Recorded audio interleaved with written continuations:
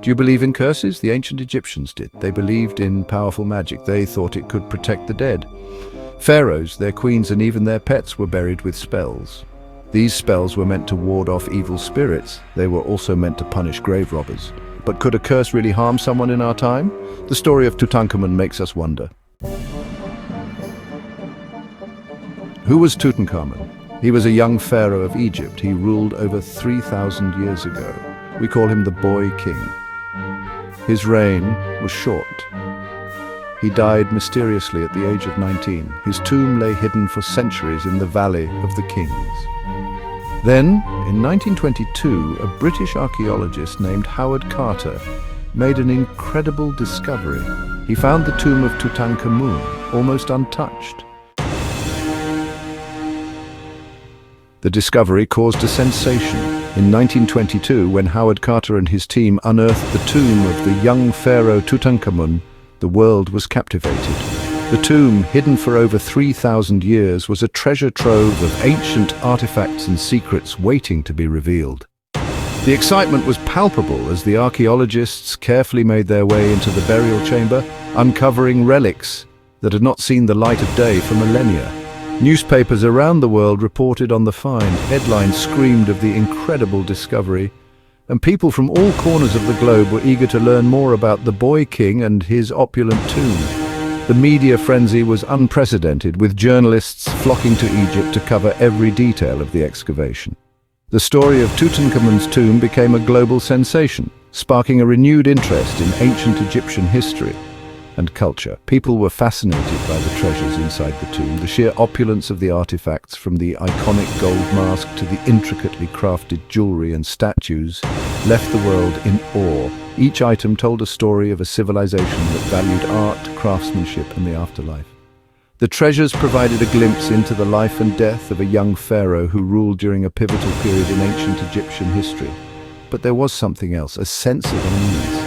As the archaeologists delved deeper into the tomb, a feeling of foreboding began to settle over the team. The air was thick with the weight of history, and whispers of an ancient curse began to circulate among the workers.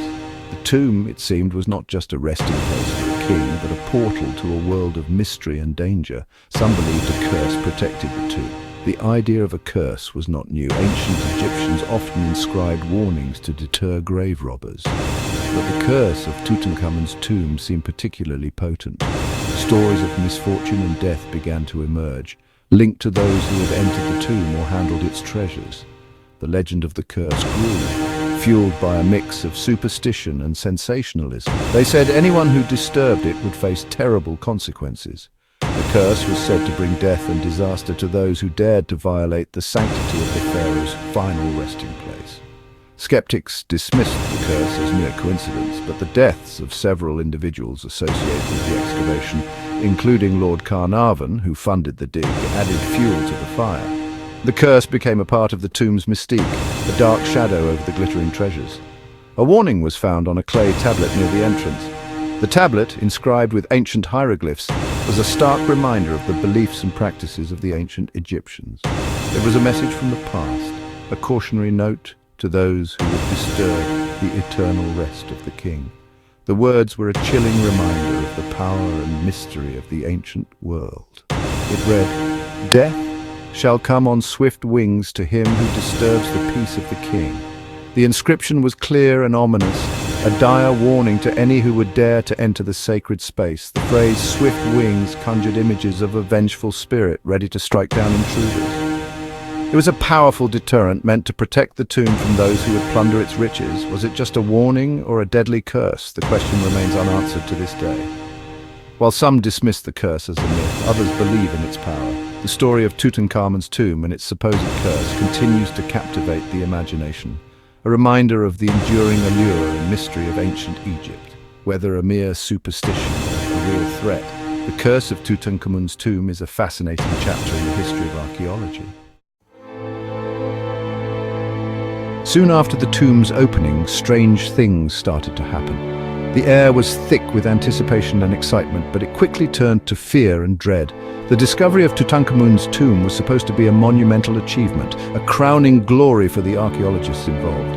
However, it soon became apparent that something was amiss. The atmosphere around the excavation site grew tense, and whispers of an ancient curse began to circulate among the workers and the local population. Lord Carnarvon, the sponsor of the excavation, became ill. His health deteriorated rapidly, and what started as a minor ailment soon turned into a life-threatening condition. The doctors were baffled, unable to pinpoint the exact cause of his illness. Rumors spread like wildfire, suggesting that Lord Carnarvon had been struck down by the curse of the pharaohs. The local newspapers were filled with sensational headlines, and the public was gripped by a mix of fascination and fear.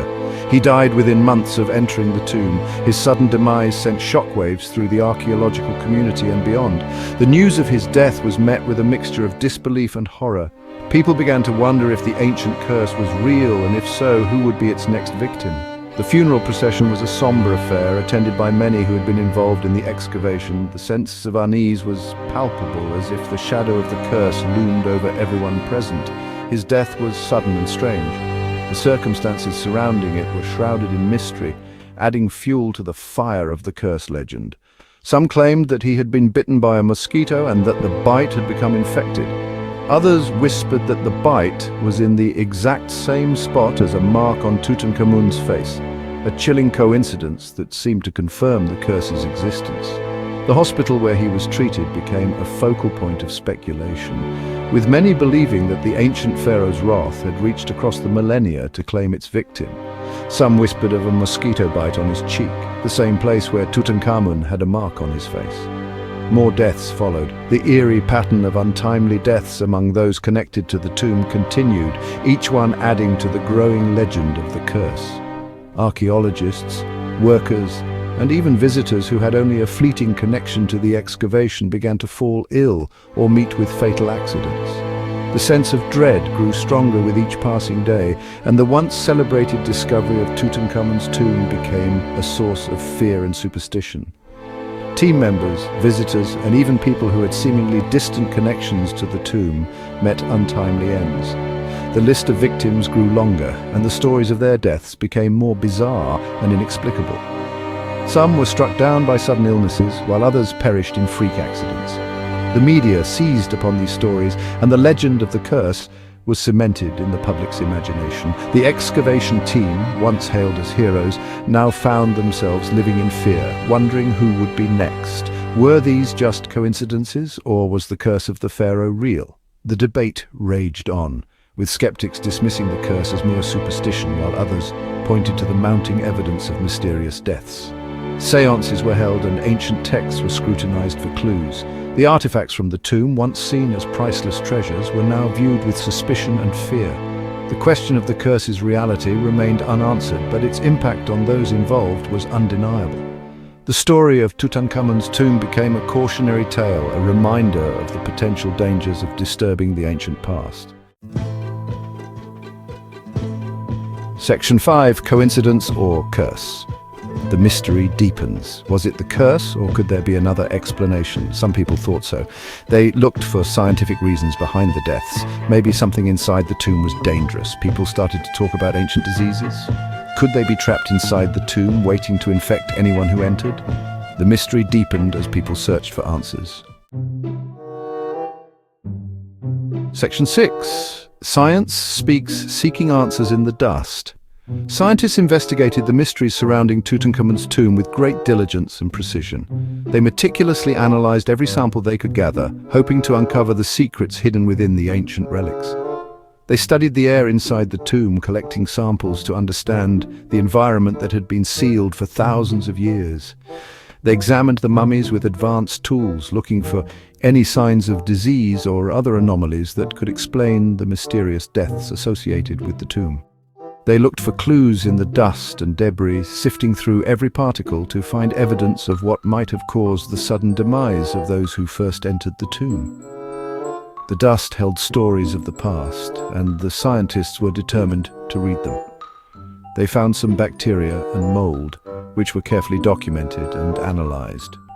These microorganisms, though seemingly insignificant, could hold the key to understanding the health hazards that might have been present in the tomb. These things, can be harmful if you breathe in too much.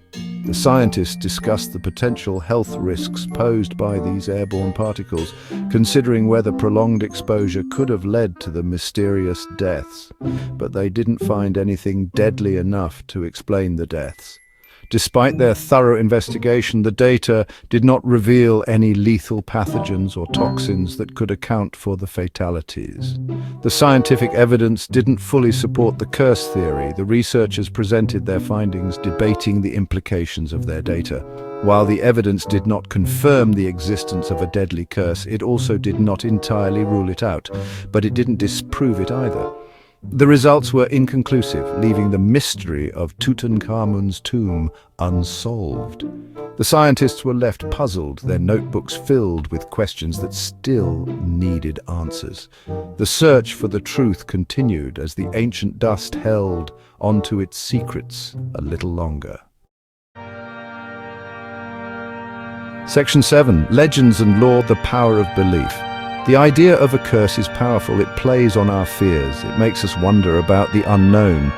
People have always been fascinated by curses. Stories about them are found in many cultures. They often serve as warnings or explanations for misfortune. In the case of Tutankhamun, the curse added to the mystery and allure. It made the story more dramatic. Section 8. The Mummy's Revenge: Fact or Fiction. Over the years, the Curse of Tutankhamun has become a legend. It's been the subject of books, movies, and documentaries. It's a story that captures our imagination. But is there any truth to it? Most scientists and historians say no. They believe the deaths were coincidences. They point out that many people who entered the tomb lived long lives. Section 9. Tutankhamun's Legacy: A Timeless Fascination. The Curse of Tutankhamun remains a captivating tale. It reminds us of the power of ancient beliefs. It makes us question what we don't understand. But more importantly, it has kept us interested in ancient Egypt. Tutankhamun's tomb and its treasures are a window into a lost world. They teach us about the past and inspire us to learn more. Section 10. The Curse Endures. What do you believe? The debate about the Curse of Tutankhamun continues. Some people believe, others dismiss it as superstition. The evidence is inconclusive. In the end, whether you believe in the curse or not is up to you. What do you think? Was it a real curse or just a series of unfortunate events? The mystery remains.